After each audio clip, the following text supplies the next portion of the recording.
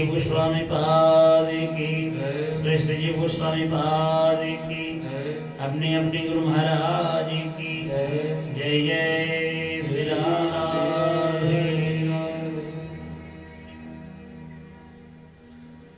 ओम नमो भगवते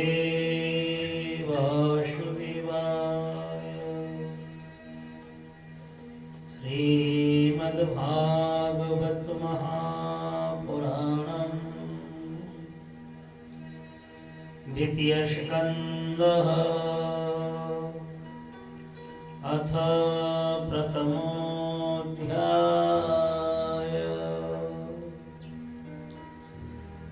श्रीशुक उवाच वर्याणि सते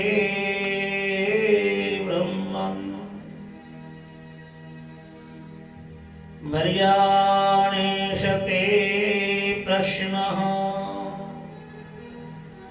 कृतो लोकहितं नृप आत्मवेत्सम्मत पुंसां श्रोतव्यादिषु परः।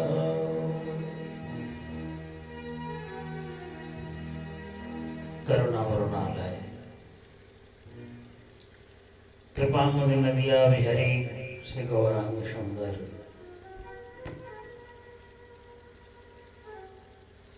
श्री भगवान जी की कृपा से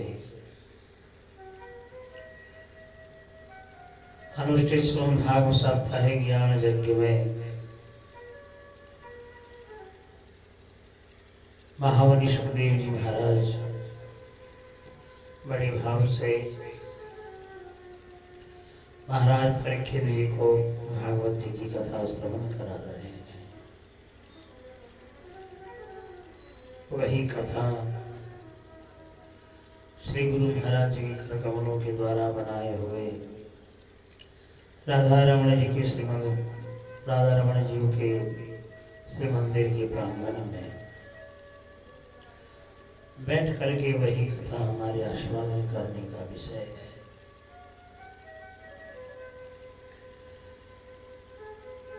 पुण्यमय पावन अवसर पर कल की जो कथा हो रही थी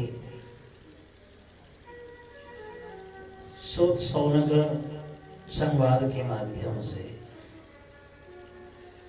परीक्षित महाराज के प्रति ब्रह्म श्राप हुआ। श्रृंगी ने श्राप दी और श्रवण करके महाराज परीक्षित क्षण भर में विषय वासनाओं वस्तुओं को त्याग करके परम निष्फल होकर के गंगा जी के किनारे में जाकर के बैठे गए थे। व्यासों अनेक ऋषि मुनि आए करके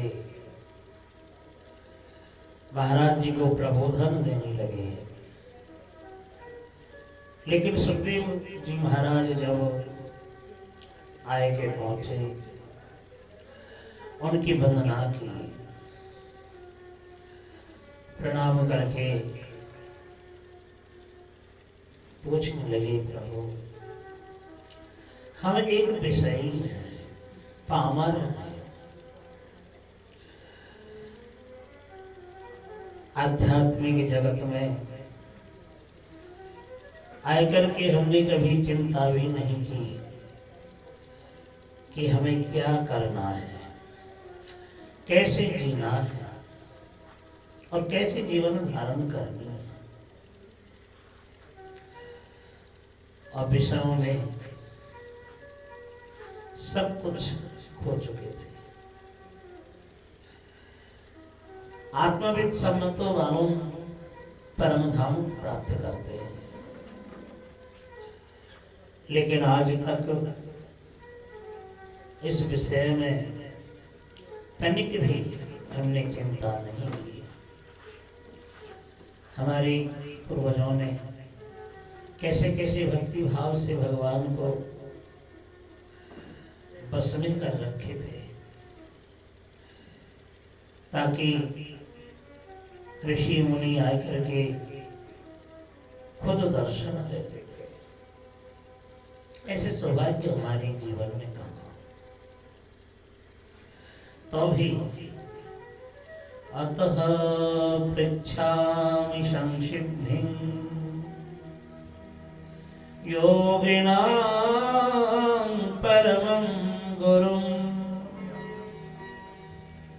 पुरुषस्येह यत् कार्यं म्रियमाणैष सर्वथा। हे योगियों के परम गुरु, हे परम ब्रह्मविद्ता,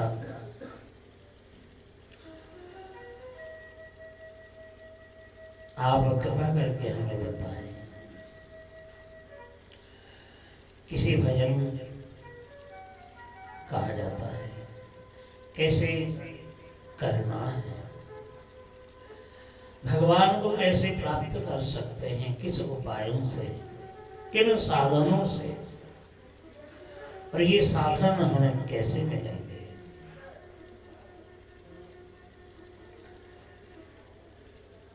स्मर्तव्यं भजनीयं वा ब्रूहि यद्वा विपर्जयम्। तो भगवान की विषय में जो स्मरण, बंधन और कैसे कीर्तन करते हैं, कृपा करके आप हमें बताओ।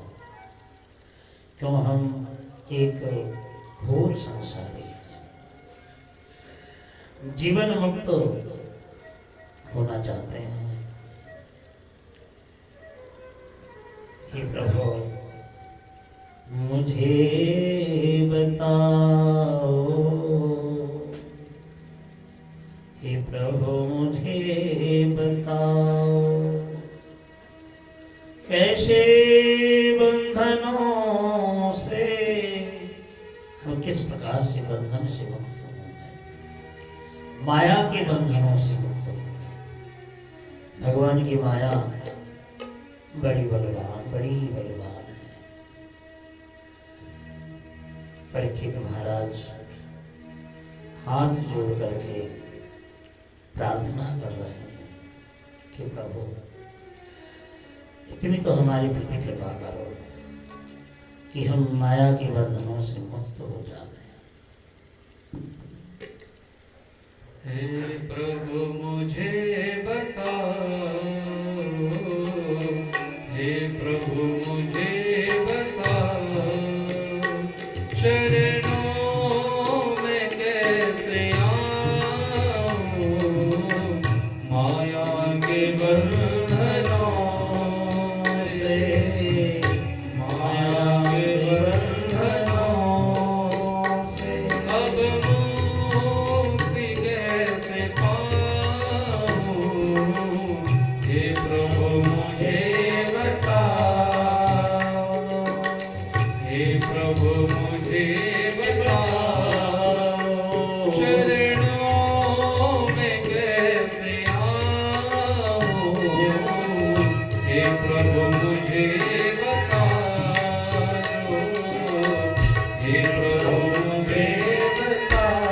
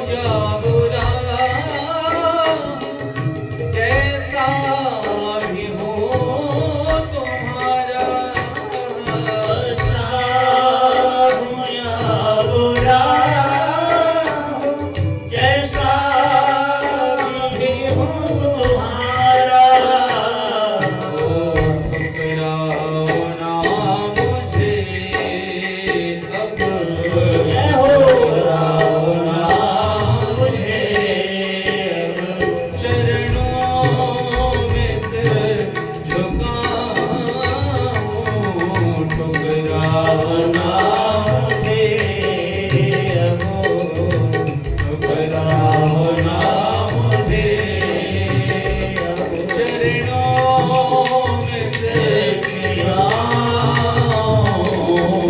हे प्रभु मुझे बता दो, हे प्रभु मुझे बता दो, चरणों में कैसे आऊं, माया के बंधनों से, माया के बंधनों से अब मुक्ति कैसे पाऊं, हे प्रभु मुझे बता दो, हे प्रभु मुझे बता दो, हे प्रभु मुझे बता दो, हे प्रभु मुझे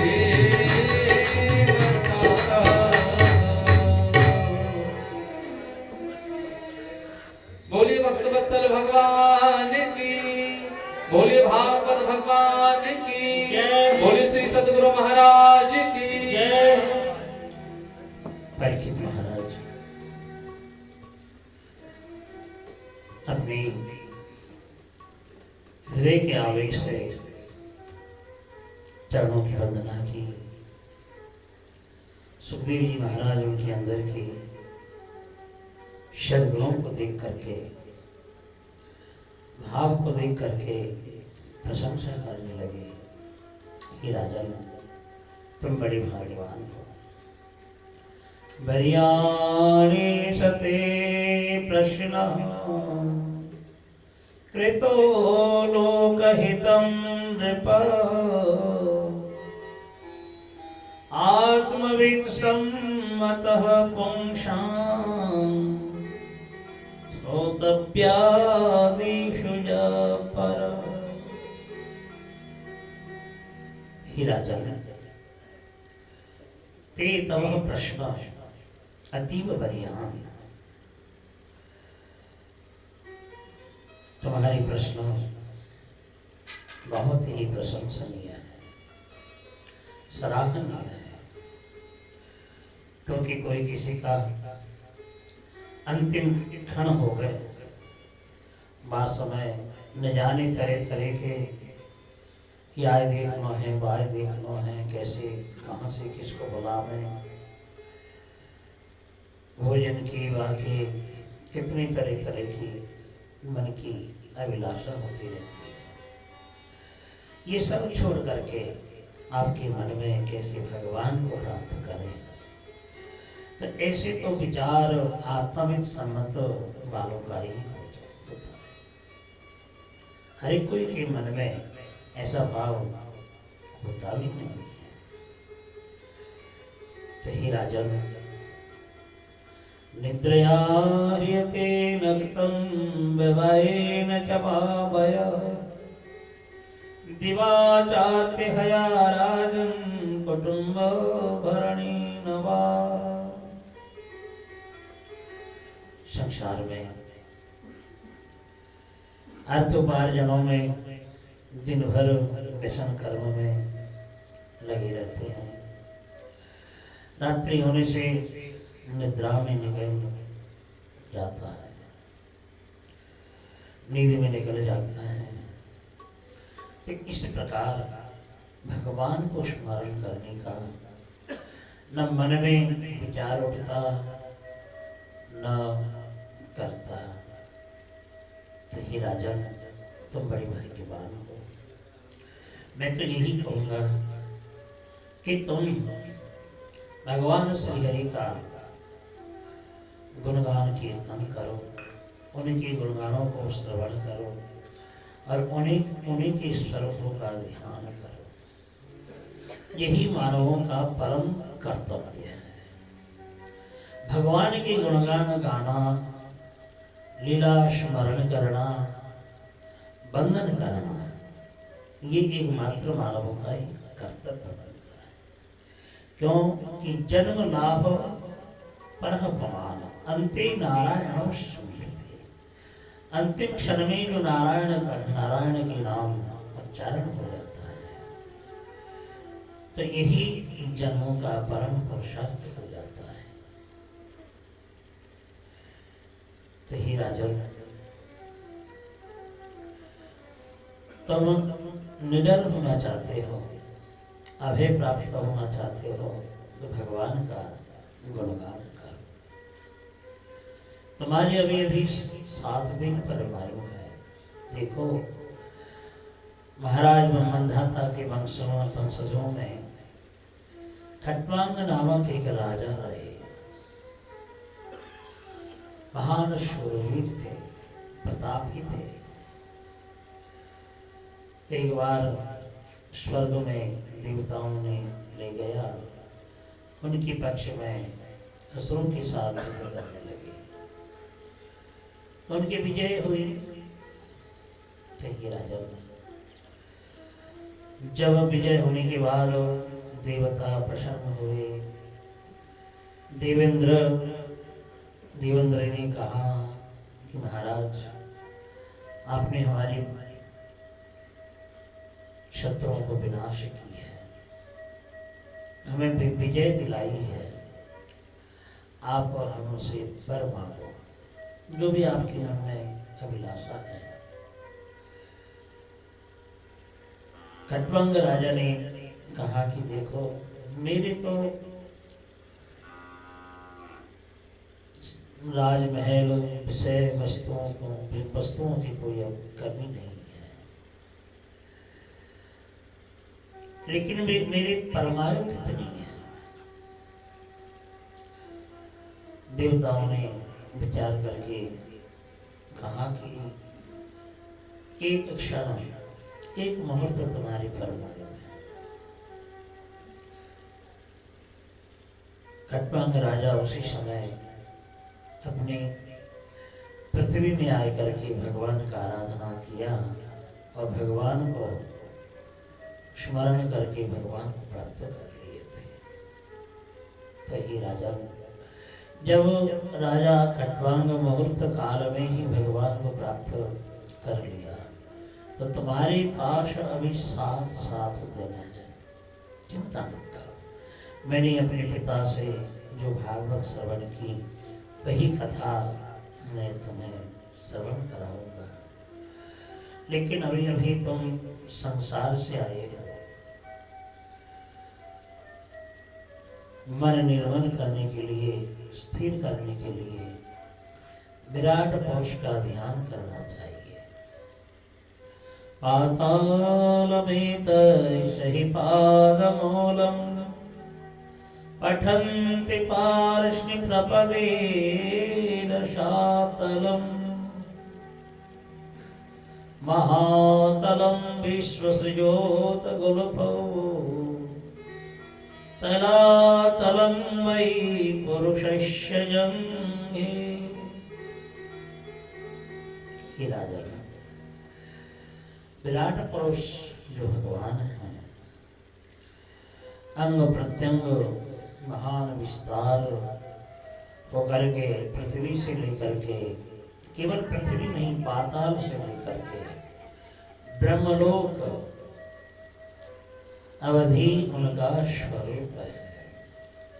उनकी दोनों चरण पाताल में टिके हुए हैं और मस्तक ब्रह्मलोक में है।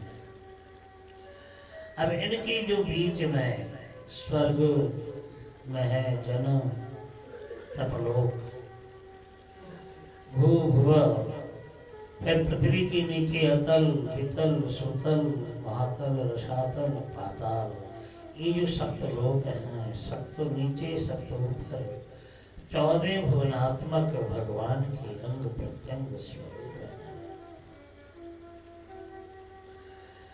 जितने भी पहाड़ पर्वत दिखाई पड़ते हैं, ये सब भगवान के नाड़ी हैं।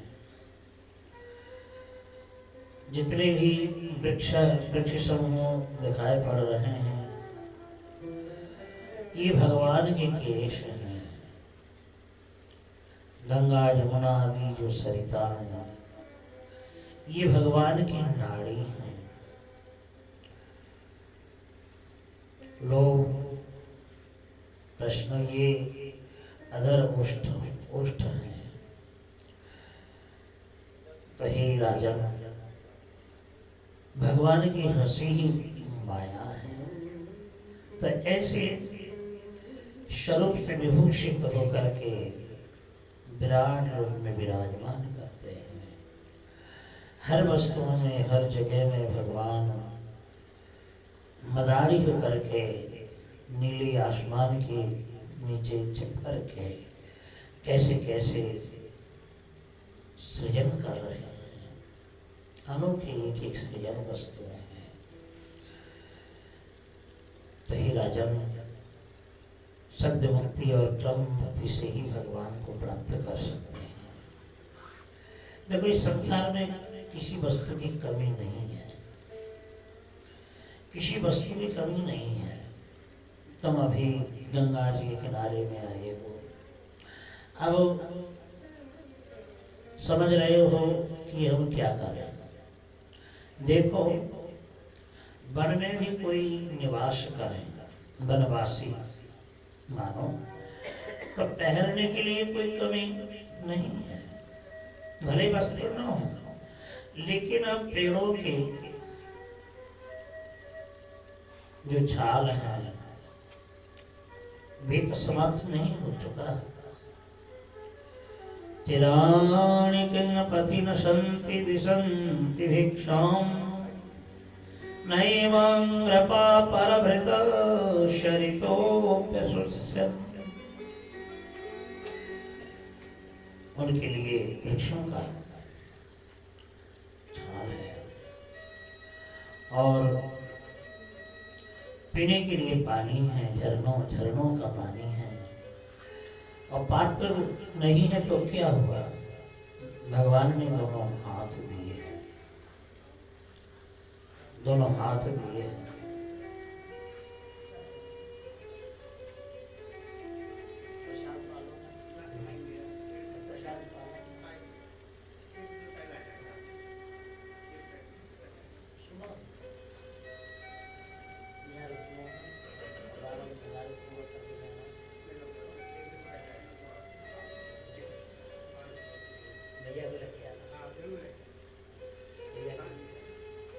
बोले भक्तवत्सल भगवान जय हो, सदगुरु भगवान जय हो।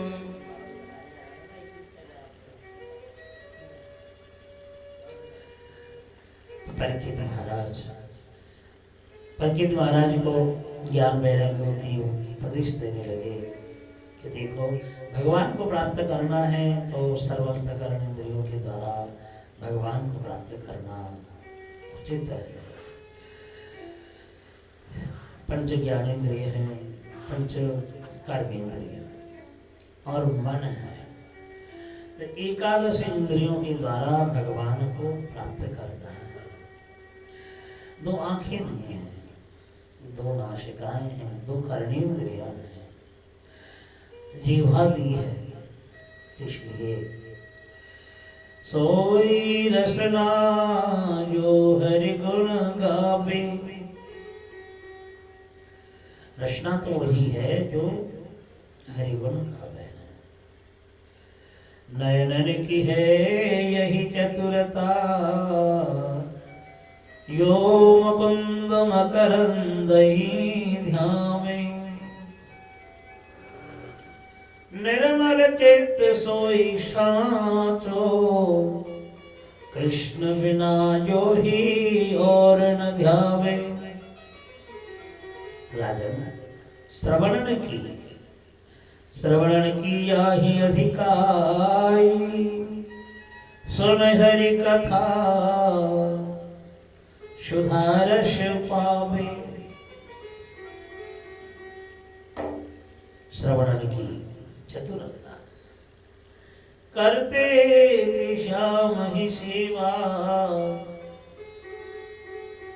चरणन चल वृंदावन जावे। शिवदास जी बड़े भाव से इन वस्तुओं को उन्होंने वर्णन की है।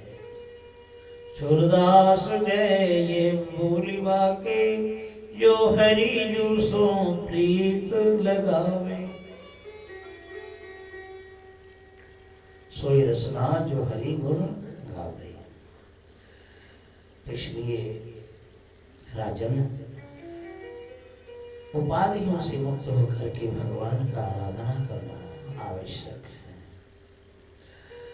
परीक्षित महाराज बोले, मैं सृष्टि के रहस्य के बारे में जानना चाहता हूँ, भगवान ने कैसे सृष्टि की है। सुखदेव जी ने कहा, हे राजन, एक समय नारद जी ब्रह्मलोक में पहुंचे और वह समय ब्रह्मा जी तपस्या कर रहे थे। तो तपस्या से जब उठे तो नारद जी ने कहा, पिताजी, अब तक मैं यही सोच रहा था कि आप ही साक्षात सबके लिए भगवान हैं। जब आप सृष्टि करते हैं तो पालन भी करते हैं, तो आप ही सबके पिता हैं। लेकिन आज जो आपको मैंने देखा, मन में कुछ संदेह, मन में कुछ जिज्ञासा उत्पन्न हुई है कि हे पिताजी, आप किसके ध्यान कर रहे थे? जब आपसे कोई बड़े है ही नहीं, तो आप किसका ध्यान कर रहे थे? ब्रह्मा जी बोले, नारद, क्यों तुम्हें पता नहीं है? भगवान की, नारायण की नाभि से मेरा जन्म हुआ, तो अभी कमल से उत्पन्न हुआ। लेकिन मेरे जनक जो भगवान पर ब्रह्म हैं, उनके तत्व के विषय में अभी तक मुझे कोई ज्ञान नहीं मिला। अद्वयमिदस्तत्त्वं यद् ज्ञानमद्वयम् ब्रह्मेति परमात्मेति भगवानीति शब्दते। नारद, एक ही संसार में अद्वैत तत्व है, एक ही परब्रह्म वस्तु है, और एक ही परब्रह्म वस्तु होते हुए भी अपने अपने भाव के अनुसार जो वैदांतिक लोग हैं, वेदांत अध्ययन करते हैं, वह उनको ब्रह्म कहते हैं। योगी पुरुष जो ध्यान धारणाएं करते रहते हैं, वह उनको परमात्मा कहते हैं। और जो भक्त लोग हैं, भक्ति भाव से श्रवण कीर्तन किया करते हैं, तो भक्त लोग उन्हें भगवान कहते हैं, षडैश्वर्य पूर्ण भगवान कहते हैं। अब बताओ, एक ही अद्वैत तत्व को ब्रह्म, परमात्मा, भगवान कहने लगे, तो मैं ही सृष्टि करता हूं ऐसा मत मानो। भगवान का किया हुआ जो सृजन, उन्हीं को मैं सृजन करता हूं। मैं अपनी निपुणता से सृजन करने वाला नहीं हूं। भगवान जैसे जैसे सृजन कर रखे हैं, उसी को मैं सृजन करता हूं। देखो नारद, तो भी उन्हीं का हाथ है, उन्हीं का वरद हस्त है, क्योंकि उन्हें सबसे पहले मुझे चतुश्लोकी भागवत की ज्ञान प्रदान की है। ज्ञान परम गुह्यं मे यद् विज्ञान समन्वितम् सरहस्यं तदंगं च गृहाणं गदितं मया। चतुश्लोकी भागवत देते समय उन्होंने कहा कि हे ब्रह्मण, मेरे जो ज्ञान है वह ज्ञान तत्व परम गुह्य वस्तु है, हर एक को मैं नहीं देता, गोपनीय वस्तु है।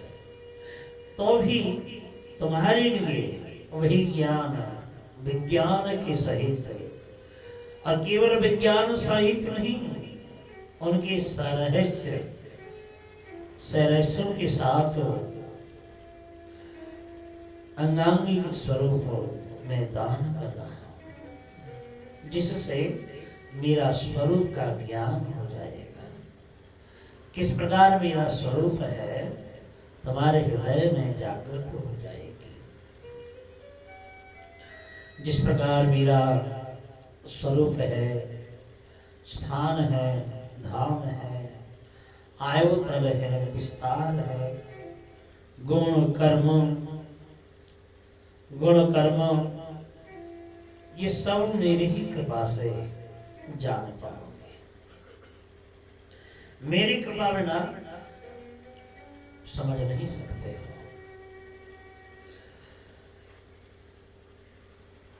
तो भगवान जब खुद बताते हैं तभी सभी कोई जान पाते हैं। इसलिए ब्रह्मा जी कहते हैं कि हे नारद, अहमि जय जय राधार मन हरि बोल, जय जय राधार मन हरि बोल।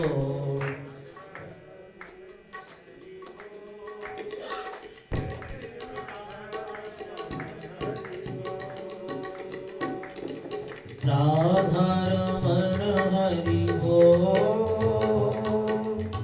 राधार मन हरि बोल।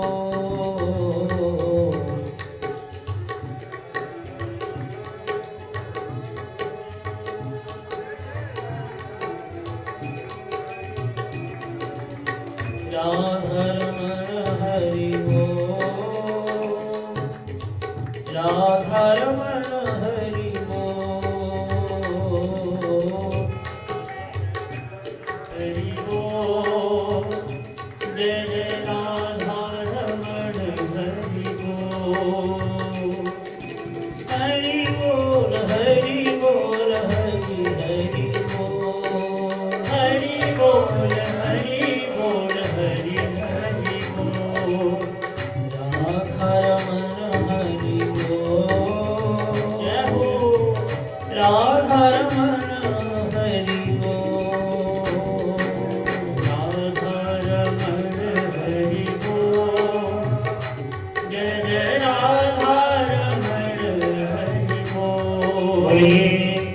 भागवत भगवान की जय हो।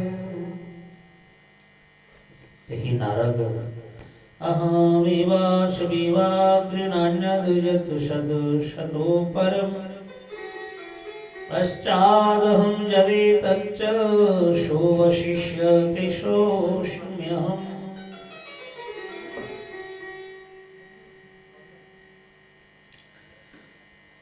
सबसे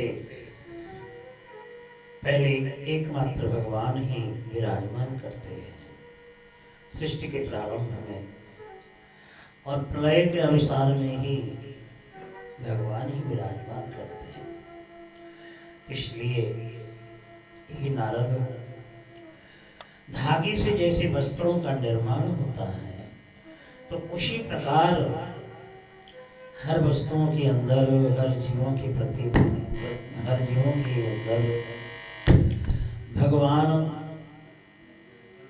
विराजमान करते हैं, विराजमान कर रहे हैं। जिस प्रकार चतुश्लोक भागवत की कथा वर्णन की है। परीक्षित महाराज बोले, प्रभु मैं विस्तार स्वरूप में आप सृष्टि के रहस्य के बारे में श्रवण करना चाहता हूँ। सुखदेव जी कहते हैं कि हे राजन, एक समय विदुर जी भ्रमण करते करते वृंदावन में पहुंचे और उस समय भागवत श्रेष्ठ उद्धव से मिले। उद्धव उस समय बद्रिका धाम के लिए निकल पड़े थे। तो जमुना जी के किनारे दोनों भागवतों का मिलन हुआ। विदुर जी भी भागवतों में कोई कमी नहीं है, महान भागवत है, महात्मा है। तभी तो सब कुछ छोड़ करके तीर्थ के लिए निकल पड़े।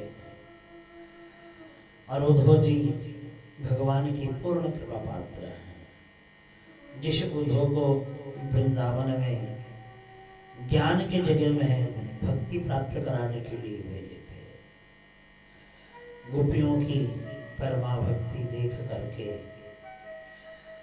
उनकी जो ज्ञान गरिमा भक्ति की सागर में डूब चुकी थी। तो वही उद्धव और विदुर जी का दोनों मिलन। विदुर जी ने पूछा कि प्रभु कहाँ पर है, प्रभु अब कहाँ पर है। तो उद्धव जी रो पड़े, भैया भगवान तो अपनी लीला समापन करके अंतर्ध्यान हो गए। देखो मैया देवकी से जन्म लेकर के ये तो केवल प्रभाव ही रह गया। देवकी नंदन कैसे कैसे उन्होंने लीला की, असुरों का वध किया और द्वारका में राज रानियों के बीच में कैसे कैसे संसार सुख भोग किए, गार्हस्थ्य धर्म निभाए और निभा करके अब लोक लचनों के अंतरालों में चले गए।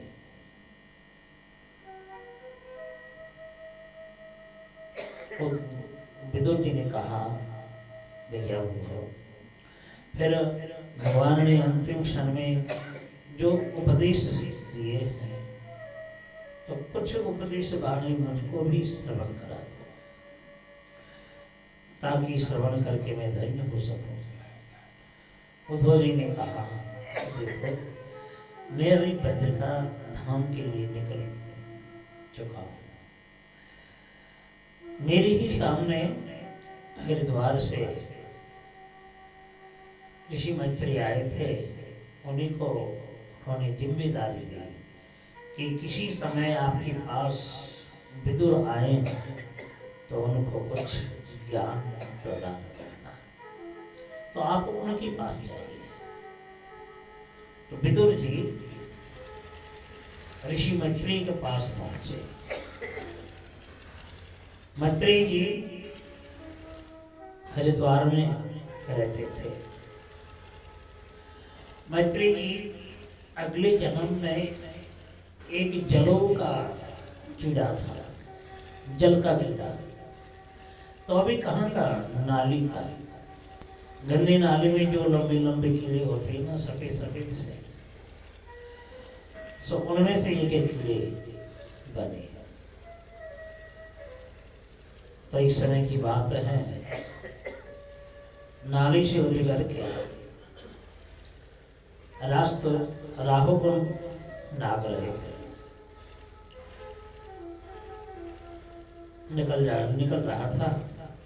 उसी समय एक बैलगाड़ी आ रही थी। उस गाड़ी को देख करके बड़ी जल्दी जल्दी चलने लगा, लेकिन है तो कीड़ा, कितना जल्दी चल सकता है। तो उसी समय महामुनि वेद व्यास जी पधारे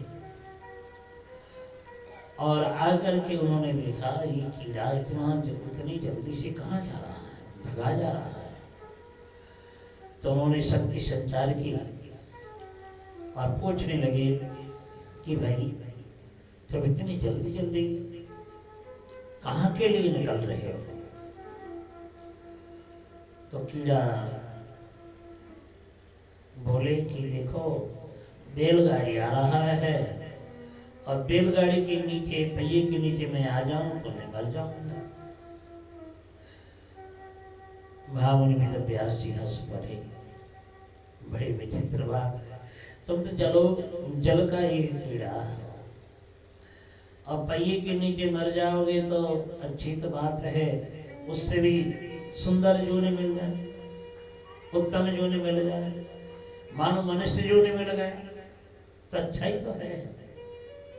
नहीं नहीं महाराज, इस गंदगी जल नहीं है या इस जल में नाले में रह करके इतना सुख भोगता हूँ, आप समझ ही नहीं पाएंगे। हनुमान में विचार करने लगे व्यास जी, वाह, हर योनि में जीव अपने अपनी सुखानुभव करते हैं। जो जो योनि में जन्म लेता है उसी योनि में अपने को परम सुखी मानते हैं। देखो तो जिसके अंदर तनिक भी प्राण नहीं है, निकलने वाला है, तो भी कह रहा है मैं मर जाऊंगा। तो व्यास जी ने कहा कोई बात नहीं, अब की बार तुम इस जोड़ी में हो, अगली बार तुम्हें मैं खुद दिव्य ज्ञान प्रदान करूंगा। तो वही कीड़ा मर करके मित्रा नामनी सौभाग्यवती के गर्भ से ऋषि का जन्म हुआ।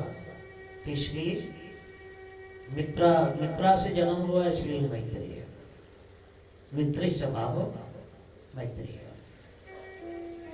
मित्रानंदन मैत्रेय। जैसे मिथिला से उत्पन्न हुई इसलिए मैथिली, तैसे ही दासरथी तो मैत्रेय। महामुनि वेदव्यास जी के परम शिष्य हैं, परम शिष्य हैं।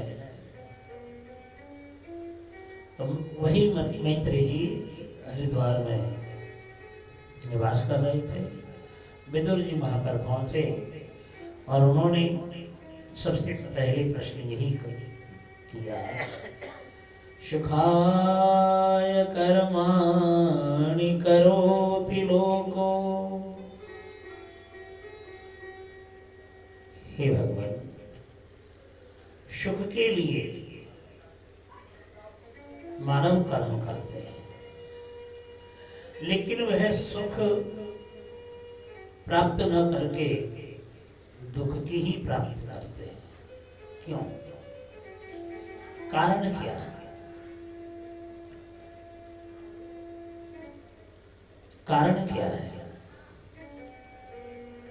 मैत्रेय जी बोले कि देखो, मैं अपने गुरु जी से ज्ञान जो प्राप्त किया, मैं वही ज्ञान दे रहा हूं। भागवत जी की दो धाराएं हैं। एक धारा भगवान नारायण से ब्रह्मा, नारद, व्यास, सुखदेव जी, भागवत जी की धारा है, परीक्षित महाराज जी की तक।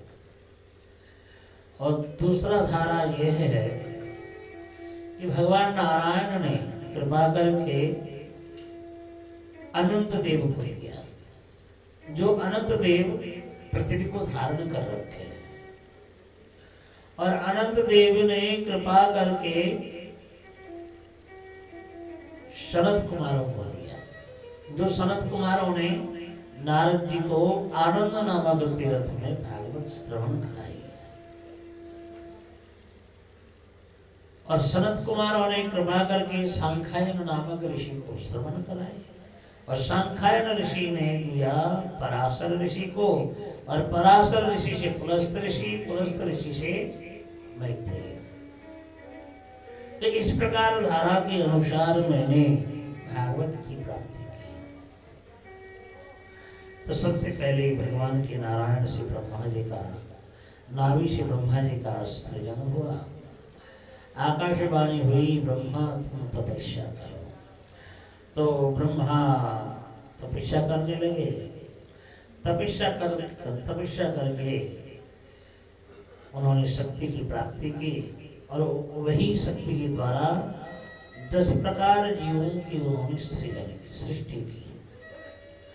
10 प्रकार जीवों की सृष्टि करने के बाद काल को विभाजन किया। लव अनु काष्ठा, इस प्रकार काल का विभाजन किया। काल का विभाजन करके तामिश्र, अंधतामिश्र, महारौरव,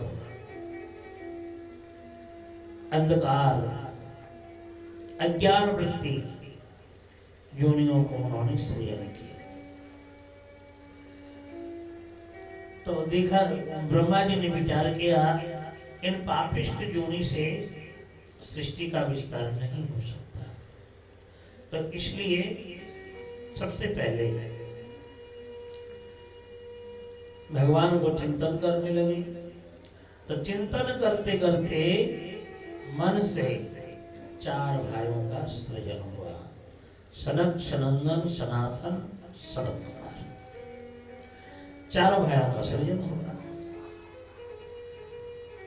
आदेश दिया गया कि तुम तपस्या करो, आगे जाकर के तुम्हें सृष्टि करनी है। फिर उन्होंने मानसपुत्रों ने मना किया कि पिताजी हम तपस्या तो जरूर करेंगे लेकिन हम सृजन नहीं करेंगे। तो ब्रह्मा जी का क्रोध उत्पन्न हुआ। वही क्रोध से रुद्रदेव उत्पन्न होते हैं और उत्पन्न होकर के रोने लगते हैं कि मेरे नामकरण कर दो, कुछ स्थान प्रदान करो। तो ब्रह्मा जी बोले वत्स मारुदा, रो मत। इसलिए उसका नाम पड़ा रुद्र। और जितने भी पापी उसी योनियों को उन्होंने सृजन की थी, महादेव जी के लिए समर्पण कर दिए, गणाधिपति के रूप में अभिषेक किए। इस प्रकार रुद्रदेव का आविर्भाव हुआ। फिर 10 ऋषियों को उन्होंने सृष्टि की। अपने शरीर में से 10 ऋषि, मत्री, मरीचि, अत्रि, अंगिरस, पुलस्त्य, पुलह, क्रतु, भृगु, अंगिरा, वशिष्ठ और नारद, ये 10 ऋषियों को उन्होंने सृष्टि की और अपनी छाया से ऋषि कर्दम का सृजन किया। लेकिन देखो, इतना सृष्टि करने के बाद भी ब्रह्मा जी का मन की अभिलाषा पूर्ति नहीं हुई। इसलिए शास्त्र वर्णन करते हैं, गुरु शंकराचार्य ने भी कहा, अंगम गलितम पतितः मुंडम दंत विहीनम जातम तुन्नम वृद्धो जाति गृहीत्वा दंडम तदपि न मुञ्चति आशापिण्डम् तदपि न मुञ्चति आशापिण्डम्। अंगम गलितम, सारा शरीर जराजीर्ण हो गया है, मस्तक झुक चुका है,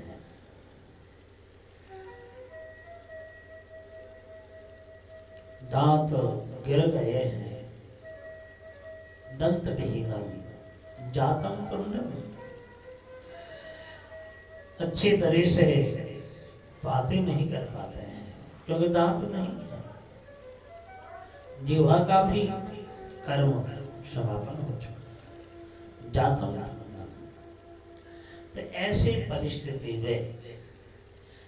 परिस्थिति में भी अपनी मन की अभिलाषा को त्याग नहीं कर पाते।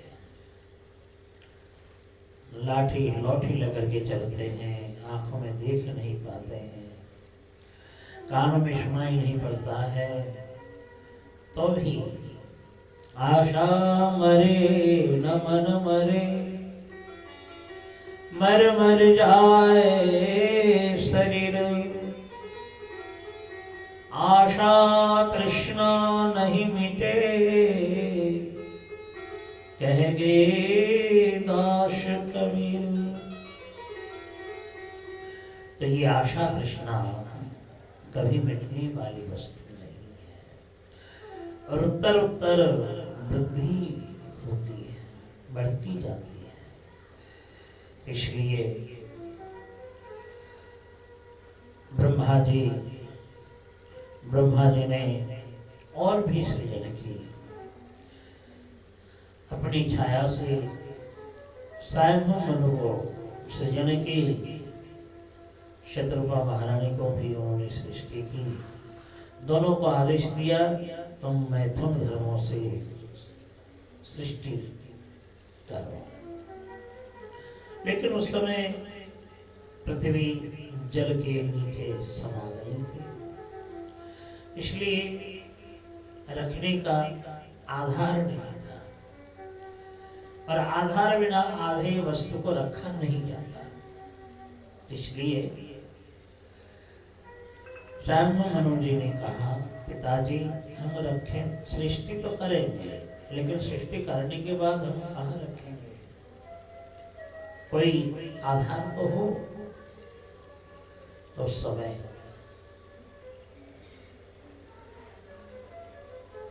भीतरे आश्रम आधार तो हो। तो ब्रह्मा जी भगवान को ध्यान करने लगे, तो उसी समय उनकी नासिका से नील वर्ण एक वराह देव प्रकट हुए। नील वराह छोटे आकार में प्रकट होकर के धीरे धीरे अपना स्वरूप को बढ़ाया, प्रकांड स्वरूप धारण की। बोले वराह देव भगवान की जय। और वराह देव ने ही पृथ्वी को उद्धार। विदुर जी ने प्रश्न किया भगवान हिरण्याक्ष को भी वराह भगवान ने ही वध किया था, लेकिन इस प्रसंग को तो आपने वर्णन नहीं किया।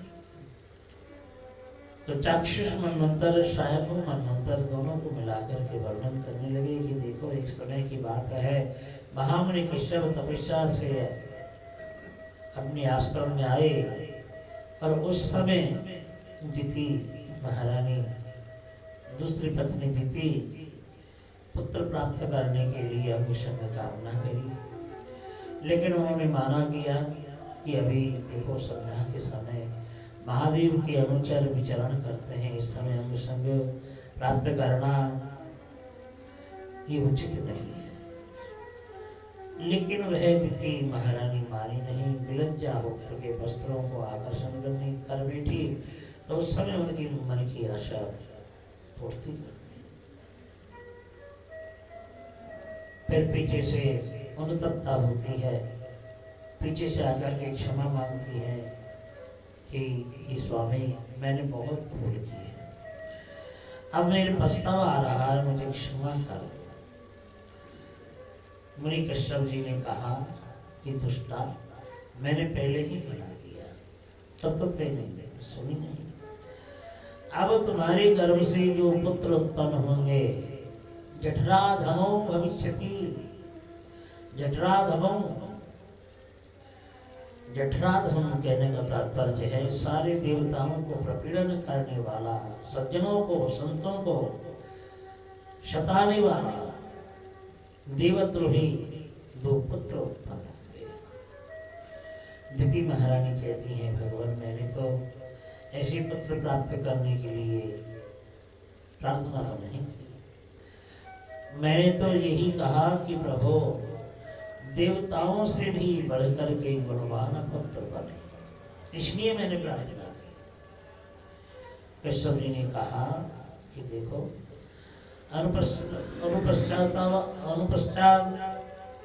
अनुताप होने के कारण तुम्हारे घर में प्रपौत्र के रूप में जो संतान आएगा उन्हीं से तुम्हारे संसार का कुल का उद्धार हो जाएगा। इस प्रकार कह करके उनको सांत्वना दी। 100 साल तक उन्होंने अपनी गर्भस्थ संतानों को धारण कर रखे थे।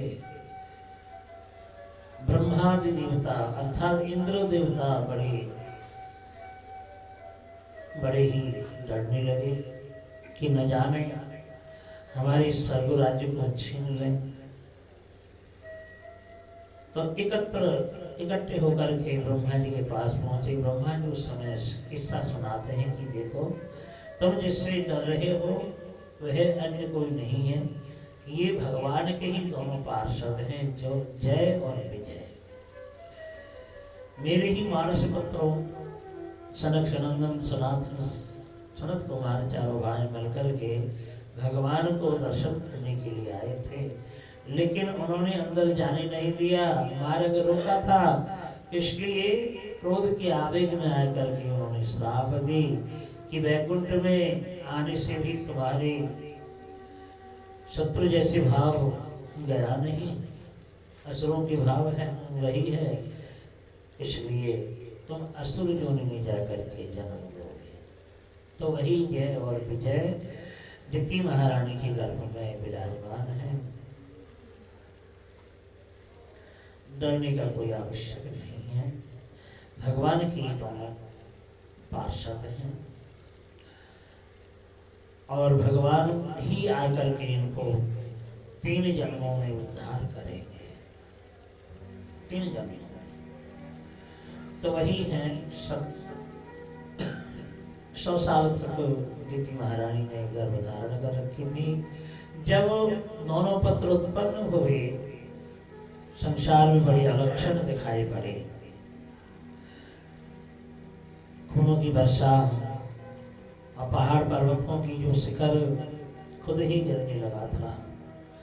अमंगलजनक सूचना देख करके सब घबराने लगे और कुछ ही क्षण भर में हिरण्याक्ष हिरण्यकशिपु दोनों का जन्म होता है।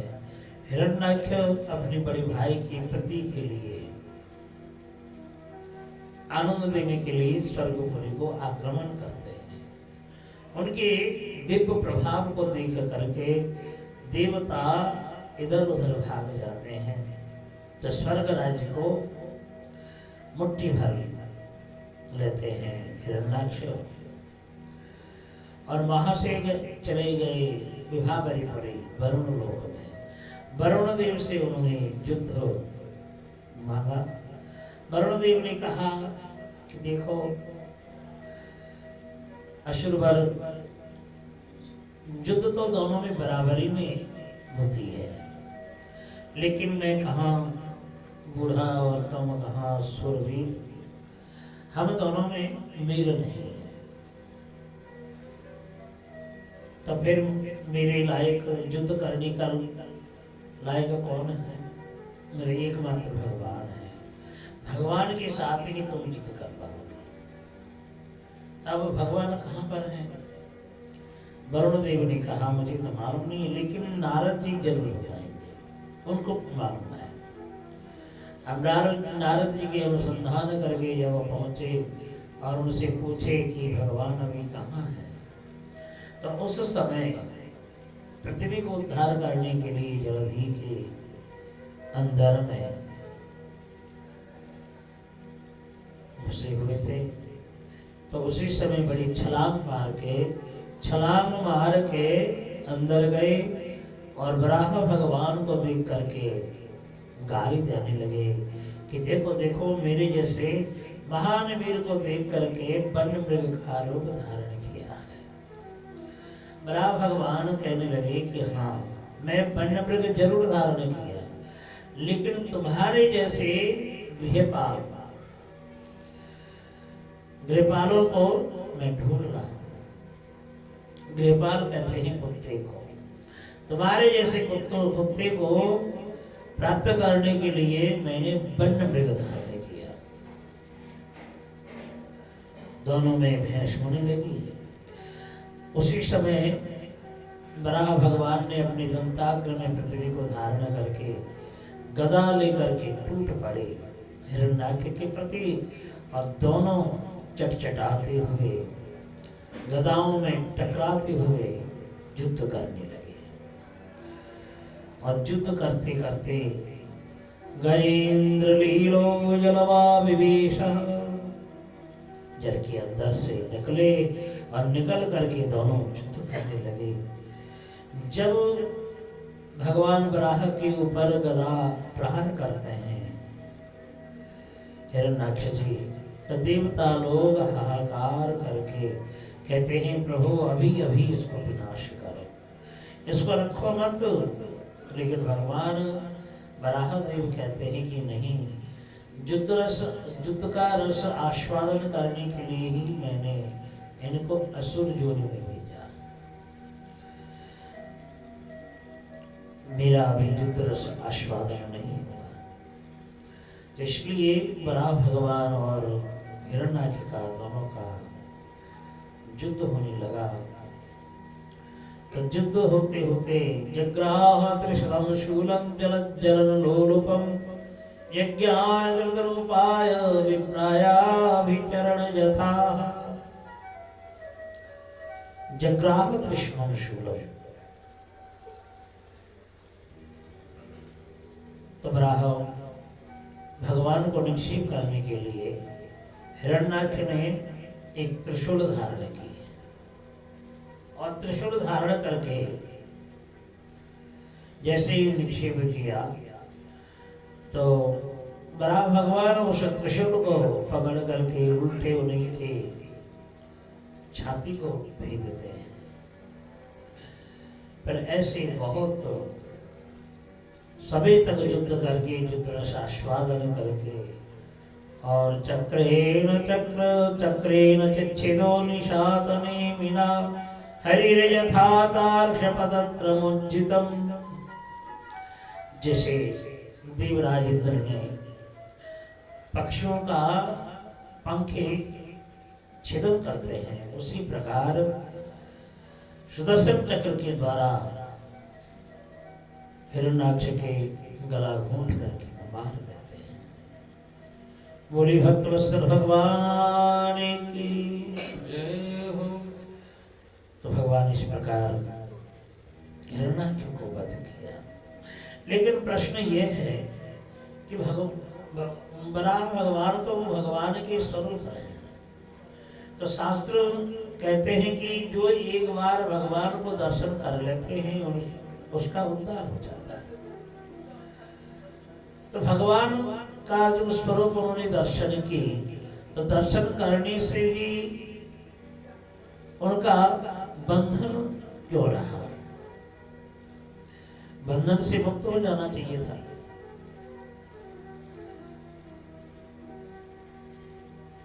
सुखदेव जी ने वर्णन किया है राजन, जब तक अंदर में हृदय में भक्ति नहीं होगी और भक्ति बिना कोई काम करे तो वह काम पूरा नहीं होता। प्रायश्चित कर्म कितना भी करे और भगवान को स्मरण नहीं करे तो वह प्रायश्चित काम भी कोई काम का नहीं है। प्रायश्चित्तानि चरणानि नारायण पराङ्मुख न निष्पुनन्ति राजेन्द्र शुराकुम्भं विवापकाः। तो प्रायश्चित कर्म भी भगवान के स्मरण के बिना कोई करे तो वह पूर्ण नहीं होता। इसलिए भगवान के साथ युद्ध कर रहे हैं, धक्का मुक्की से अंग स्पर्श भी हो रहा है, भगवान के अंग का स्पर्श भी हो रहा है, लेकिन ये पुलकान्वित होना, आनंदित होना उस रस से वंचित है। क्यों? कि असुर रूपी भाव से ढका हुआ है। अब असुर रूपी अपराध रूपी वज्र का लेपन हो रहा हो तो उसको कैसे भेदन करके अंदर प्रवेश कर सकते हैं? इसलिए सनक सनंदन सनातन चारों भाइयों के सान्निध्य में जो अपराध उन्होंने की है, इसलिए 3 जन्मों तक उनका दंड भोगना ही, 3 जन्मों तक दंड भोगना ही होगा। इसलिए कहते हैं भक्ति बिना भगवान को प्राप्त नहीं कर सकते हैं। गीता में भी कहा है, गीता में भी श्री कृष्ण ने वर्णन की है, नाहं वेदैर्न तपसा न ज्ञानेन न च यज्ञया नाहं वेदैर्, वेदों का अध्ययन कर लें और मुझे सब कुछ जान लेंगे, ऐसा भी नहीं है। तपस्याओं के द्वारा, यज्ञों के द्वारा मुझे प्राप्त नहीं कर सकते हैं। लेकिन शक्य एवं विधा दृष्टो, मुझे दर्शन कर सकते हैं, ऐसा भी नहीं है। जब तपस्या से दर्शन नहीं कर पाते हैं, कर पाएंगे, यज्ञों से नहीं और वेदों के अध्ययनों से नहीं, तो किस प्रकार से भगवान को प्राप्त करेंगे? बोले एकमात्र भक्ति के द्वारा, श्रवण कीर्तन आदियों के द्वारा ही भगवान को प्राप्त कर सकते हैं। इसलिए इस संसार में श्रवणादि भक्ति की ही महिमा अधिक से अधिक वर्णन की है। भक्त्या त्वरन्यया शक्य अहमेव विधोर्जुन ज्ञातुं द्रष्टुं च तत्त्वेन प्रविष्टुं च परन्तप। हे परन्तप, परम तापयति शत्रुन विनाशयति ज स परन्तप। शत्रुओं को नाश करने वाला वह परन्तप। हे अर्जुन, शत्रुओं को विनाशकारी हे अर्जुन, वही मुझे दर्शन कर सकता है जिनके अंदर में अनन्या स्वरूपा भक्ति है, शुद्धा भक्ति है। तो शुद्धा भक्ति किसे कहा गया? अन्याभिलाषता शून्यम ज्ञान कर्मादि अनावृतम आनो कुल्लेन कृष्णानुशीलनम भक्तिरुत्तमा। भक्तिरुत्तमा सबसे श्रेष्ठ भक्ति उसी को कहा गया कि अपने अभिलाष, अन्याभिलाषिता, अपने मन में जो भी अभिलाष है, अपने सुभोगों के लिए उनको परित्याग करके भगवान को सुखी करने के लिए रुच्यात्मक उनके जो अच्छे लगते हैं उसी वस्तुओं को लेकर के जो सेवा उपचारों में लगाते रहते हैं, इसी भावनाओं से जो पूजा करते हैं, सेवा करते हैं, उसी भावनाओं को शुद्धा भक्ति कहा जाता है। तो ऐसी शुद्धा भक्तियों के द्वारा ही भगवान दर्शन देते हैं। देखो मायावादी जो सन्यासी है ना, मायावादी सन्यासी भी उनके भी अंदर में शुद्धा भक्ति नहीं है। शुद्धा भक्ति, क्योंकि वे श्रवण कीर्तन नहीं करते हैं, वे केवल ध्यान करते हैं। बृहद भागवतामृत में वर्णन है, जब गोप कुमार जनलोक, महलोक, तपलोक पहुंचे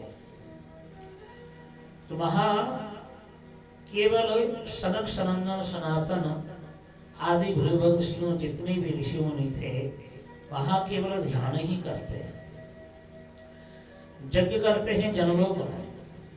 जब तक यज्ञ करते रहेंगे तब तक भगवान का दर्शन होता रहेगा। यज्ञ समापन होने के बाद भगवान वहां से अंतर्ध्यान हो जाएंगे।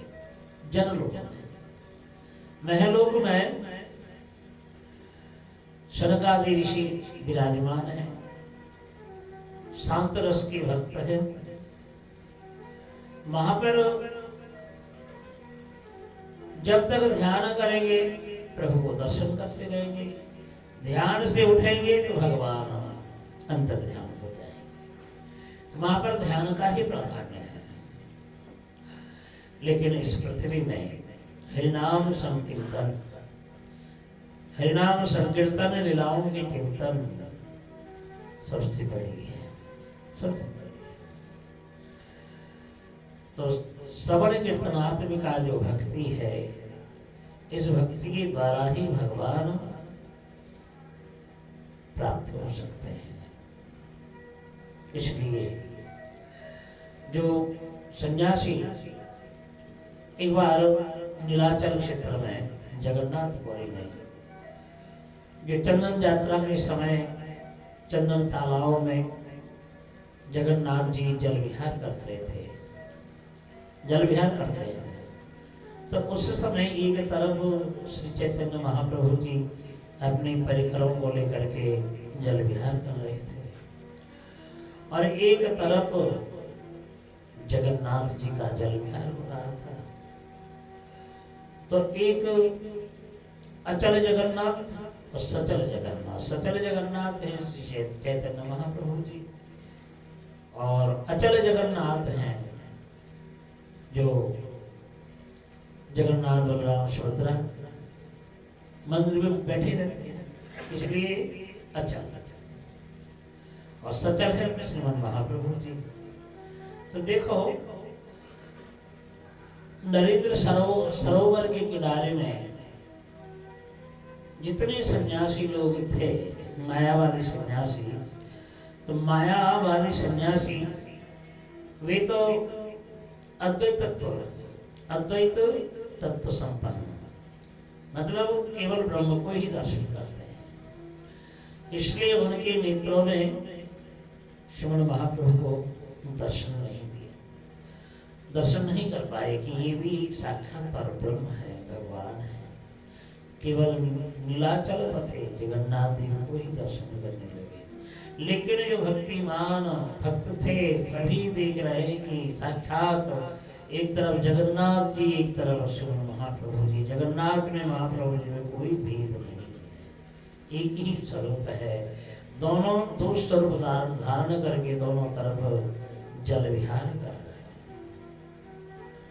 माया के जो मायावादी जो सन्यासी दर्शन नहीं कर पाए, तो ऐसा ही संसार में जो बहिर्मुख जीव है, जो अरसिक है, अभावुक है। अब देखो हम कोई को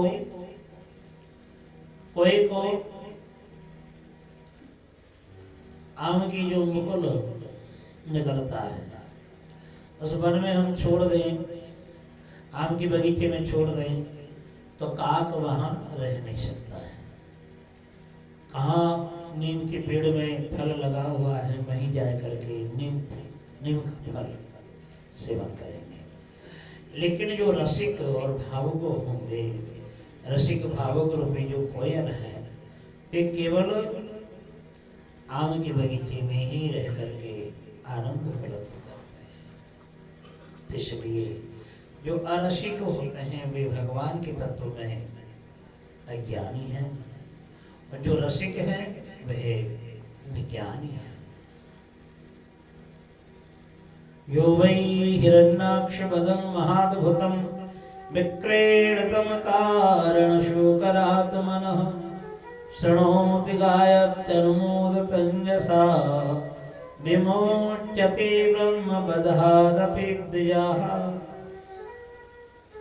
जो इस प्रकार हिरण्याक्ष का पद श्रवण करेंगे, बड़ा भगवान का चरित्र श्रवण करेंगे,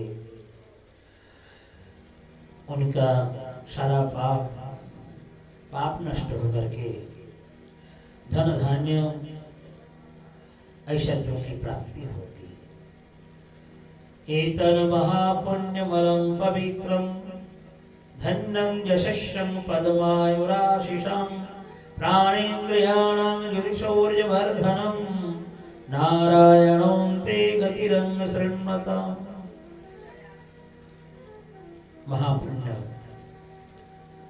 महापुण्यवान बड़ा भगवान का चरित्र जो श्रवण करेंगे, शौर्य वीर्य प्राप्त करके धन धान्य से भरपूर होकर के परमायु की वृद्धि होगी। इस प्रकार बड़ा भगवान के हिरण्याक्ष का चरित्र वर्णन किया।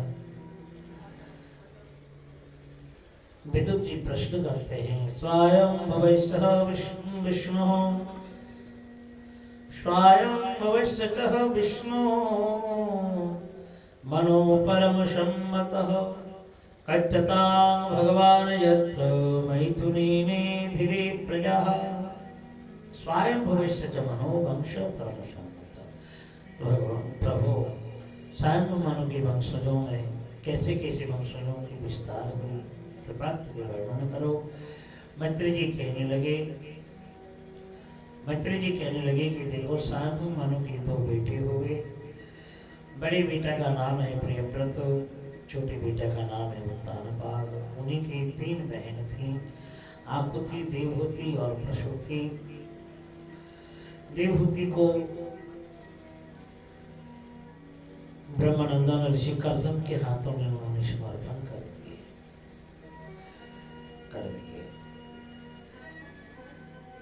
तो देवहूति भी देखो संसार जीवन में आए करके अपने पति की सेवा करने लगी, और ऐसी सेवा करने लगी भवानी वो भवम प्रभुम, जैसे पार्वती जी सेवन करती हैं उसी प्रकार ईश्वर भाव से अपने स्वामी की सेवा करती हैं।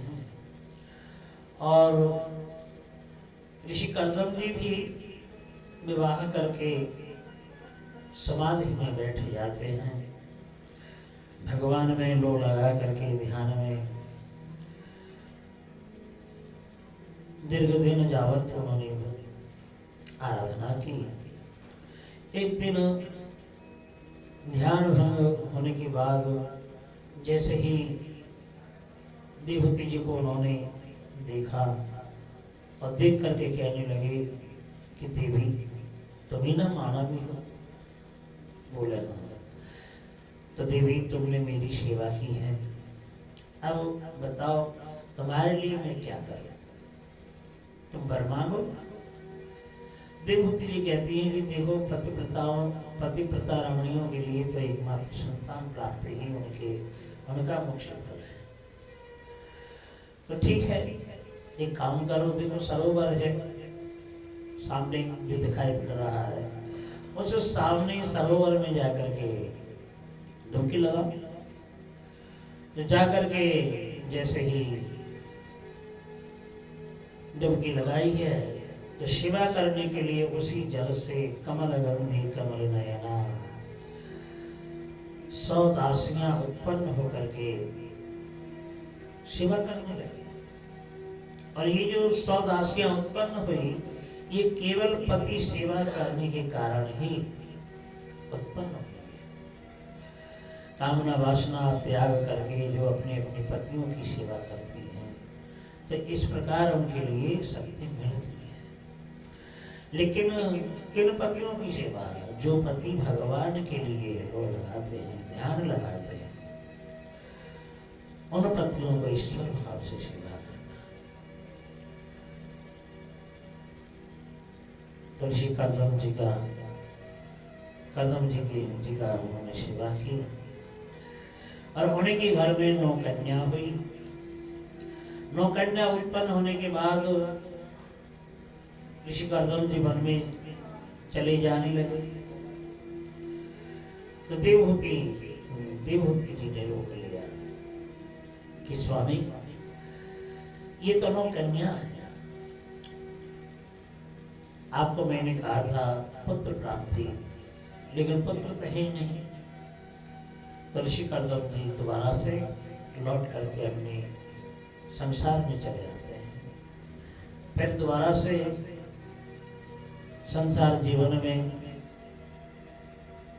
जैसे कि लकड़ियों में अग्नि छिपा रहता है, लेकिन वो दिखाई नहीं पड़ता, बाहरी में अग्नि दिखाई नहीं पड़ती है। तो उसी प्रकार संसार जीवन में भगवान हर जगह में है। तो उनको प्राप्त करने के लिए कुछ साधनों की आवश्यकता है। तो भगवान खुद ही अपने अंश स्वरूप में, कपिल के स्वरूप में ऋषि कर्दम के आश्रम में प्रकट हुए। बोली कपिल देव भगवान की जय हो। कपिल देव भगवान प्रकट हुए, और उसी समय चतुरानन ब्रह्मा 9 ऋषियों को लेकर के मरीचि अत्रि अंगिरस पुलह पुलह पुलस्त क्रतु 9 ऋषियों को लेकर के उत्तर आते हैं ब्रह्मलोक से। भगवान कपिल को दर्शन करके उन्होंने परिक्रमा लगाई। ऋषि कर्दम से कहते हैं कि बेटा मेरे संग 9 ऋषि आए हैं, तुम्हारे 9 कन्या हैं। इन 9 कन्याओं को 9 ऋषियों के हाथों में समर्पण कर दो। 9 ऋषियों के हाथों में समर्पण कर दिया। अंत में ब्रह्मा जी अंतर्ध्यान हो गए। उनके चले जाने के बाद ऋषि कर्दम जी कपिल भगवान से बोले कि हे भगवान, आप हमारे घर में पुत्र के स्वरूप में आए हैं, अब आप ही बताओ। मैंने सबसे पहले एक संकल्प कर रखा था कि संसार जीवन में मेरा एक पुत्र उत्पन्न होने के बाद वह वन में जाकर के भजन करूंगा। अब तुम ही बताओ मैं क्या करूं। कपिल भगवान हंसकर के बोले कि पिताजी, आप देखो, संसार में कोई भी संकल्प ले तो उस संकल्प को पूरा करना चाहिए। तो इसके संकल्प के अनुसार आप वन में जाइए, अपना नियम पूरा करो, संकल्प पूरा करो। अब रही जननी की बात, माता जी की बात, मैं उनको आध्यात्मिक योग उपदेश दे करके संसार समुद्र से उद्धार कर। कहने के बाद ऋषि कर्दम जी परिक्रमा लगा करके कपिल भगवान को परिक्रमा लगा करके वन में चले जाते हैं। और इधर में कपिल देव भगवान बड़ी मुस्कुरा रहे थे। देवहूति जी सोचने लगी, स्वामी चले गए, छोटा सा बेटा है, मैं क्या करूं। तो अकस्मात तो मन में उदित हुआ कि मुझे एक दिन स्वामी ने कहा था कि हमारे घर में साक्षात भगवान ही पुत्र के रूप में आएंगे, तो ये जो मेरे पुत्र हैं तो साक्षात भगवान होंगे। तो देवहूति जी जाकर के दर्शन करते हैं तो साधारण बालक जैसे होते हैं, तो साधारण बालक मालूम नहीं होता। बड़ी बड़ी आंखें, ऐसे आजान लंबित बाहों हैं, लालिमा चरण है, ध्वज वज्र अंकुश चिन्ह भी है। तो ये सब लक्षण देख करके अदिति देवहूति जी कपिल भगवान के सान्निध्य में जाकर के अपने आंचल बिछाती है और बिछा करके कुछ ज्ञानी मांगती हैं कि हे बेटा, तुम साक्षात परब्रह्म हो, मेरे संतान के रूप में तुम आए हो, बेटा बन करके आए हो, मुझे कुछ ज्ञान प्रदान करो। क्यों कि संसार में मैं अबला हूँ, स्त्री जाती हूँ, ना तो अकेली कहीं जा सकती, ना किसी के पास बैठ करके कुछ ज्ञान श्रवण कर सकती, ना कुछ कर सकती। अबला हूँ, स्त्री जाती हूँ, इसलिए कुछ मुझे ज्ञान प्रदान करो। इस प्रकार कह करके चरणों में गिर पड़ती हैं। तं त्वागताहं शरणं शरण्यं स्वभृत्य संसारतरो कुठारम् ये ज्ञाशयाहं प्रकृते पुरुषस्य नमामि सद्धर्मविदां वरिष्ठम्। तं त्वागताहं शरणं शरण्यं, हे शरणार्थ पुरुष, हे शरणार्थ पालक, मुझे कृपा कर। ऐसे ज्ञान प्रदान करो, जिस ज्ञान रूपी कुठार को लेकर के संसार रूपी महान वृक्ष का जो मूल है, महान वृक्ष के मूल छेदन करके संसार समुद्र से पार हो जाऊं, ऐसी ज्ञान मुझे प्रदान करो। मैं ये भी पूछती हूँ, प्रकृति पुरुषस्य, हे भगवान, प्रकृति पुरुष को क्यों नहीं त्याग करती है? कपिल भगवान मुस्कुराने लगे और मुस्कुरा करके कहने लगे, माता जी आप चिंता मत करो। प्राचीन काल में देवताओं को मैंने आध्यात्मिक योग दान किया, ऋषि मुनियों को भी मैंने आध्यात्मिक योग उपदेश दे करके परम धाम को पहुंचा दिए थे। तो वही ज्ञान मैं आपको दे रहा हूं। माता देखो, सबसे पहले इस संसार में जो मेरे किए हुए जो वस्तु हैं, अहम ममाभिमानोत्तै काम लोभादिभिर्मलै, जो हम करते हैं मेरे ये मेरा है, ये मेरा है, ये तेरा है, ऐसे जो हम भाव रखते हैं, तो ये तो अपने सुख भोग के लिए ही, कामना वासना पूर्ण करने के लिए ही हम ऐसे करते हैं। तो ऐसे भाव को त्याग करके जो अंतःकरण से भगवान को प्रसन्न करना चाहते हैं, अंतःकरण से भगवान को प्रसन्न करना चाहते हैं, ना तो उनके अंदर में कोई दुख होता है, ना उनके अंदर में सुख। दुख और सुख दोनों बराबर मानते हैं। वे जानते हैं दुख आने के बाद सुख जरूर आएगा, और सुख जब आ रहा है तो मानो दुख आने वाला है। दोनों परस्पर संबंध है।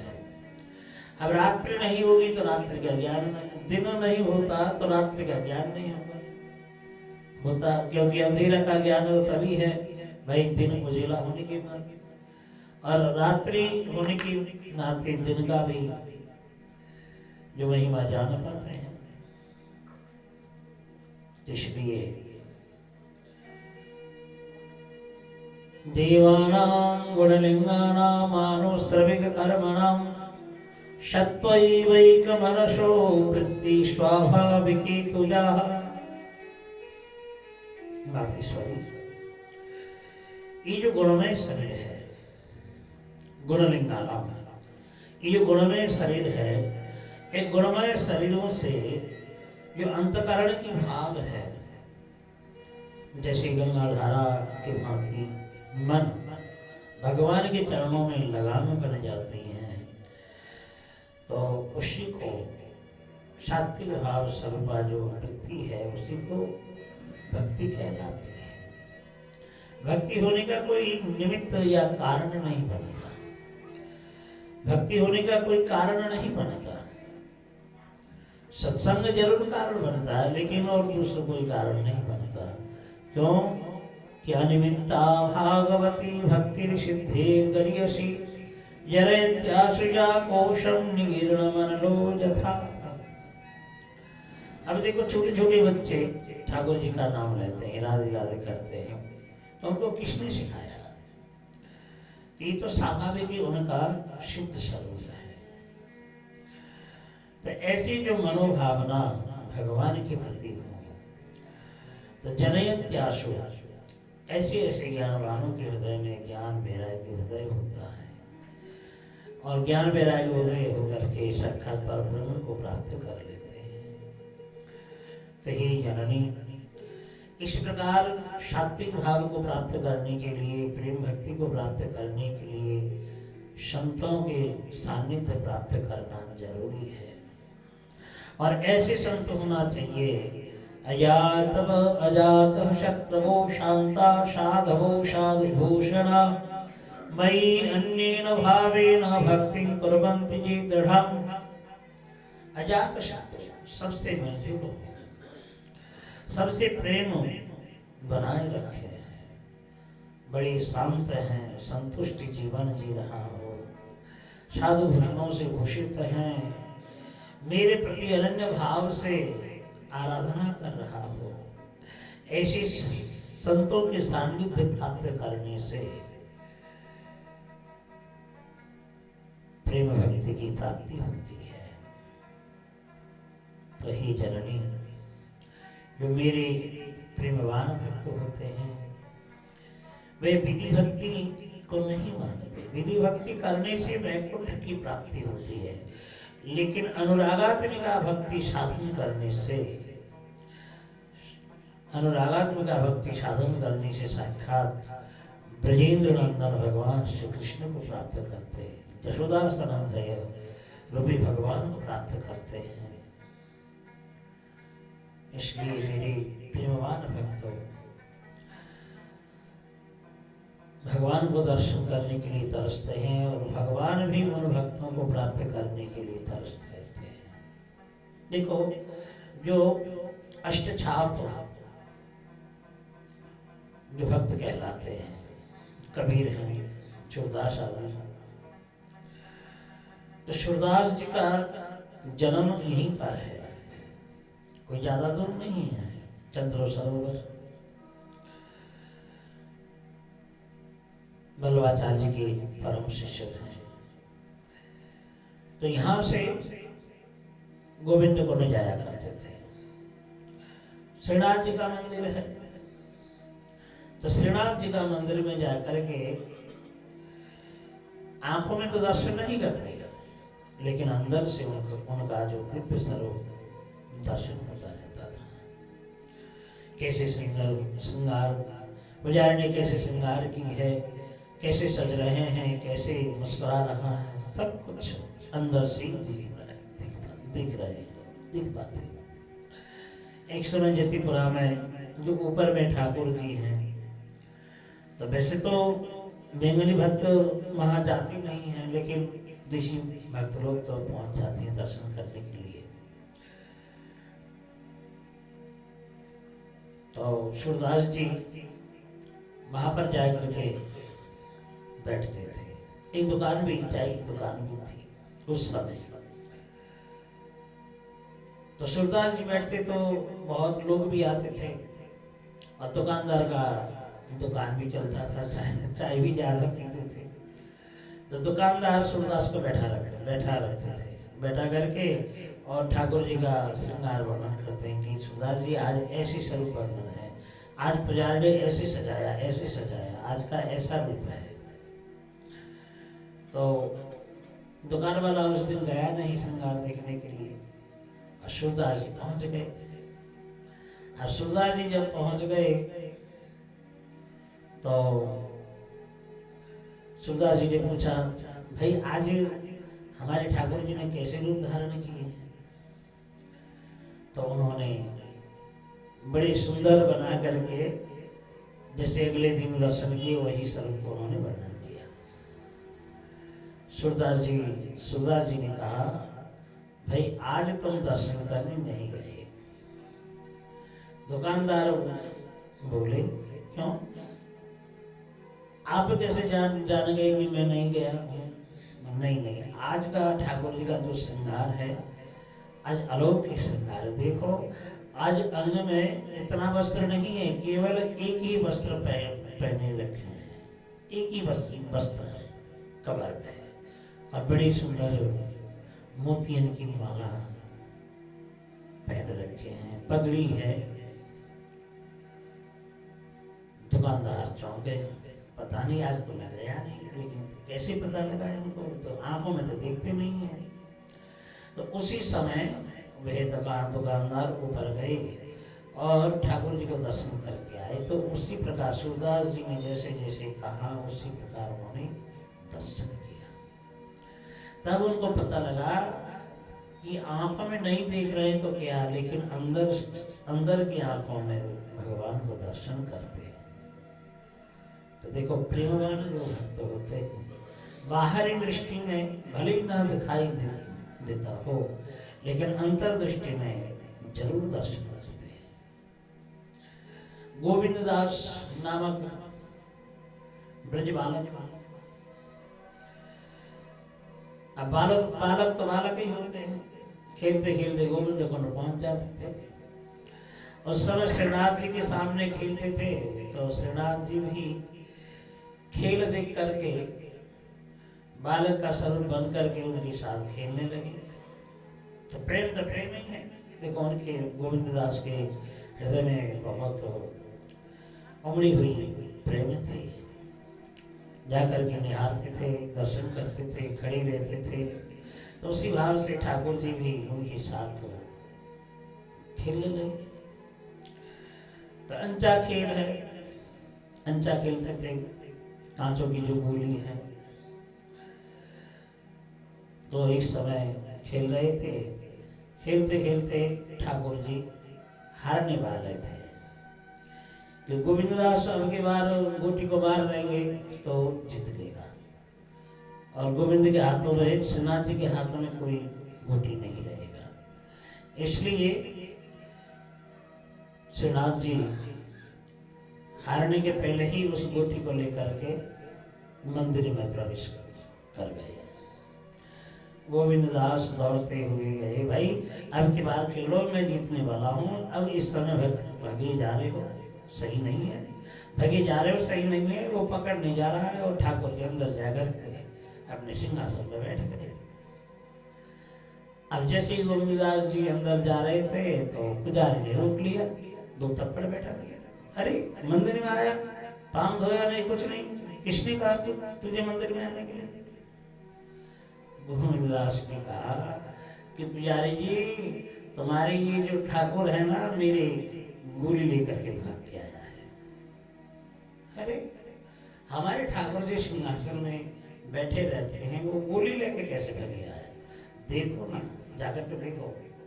पुजारी जाकर के देखा तो सत्य बात है, हाथ में गोली लगा हुआ।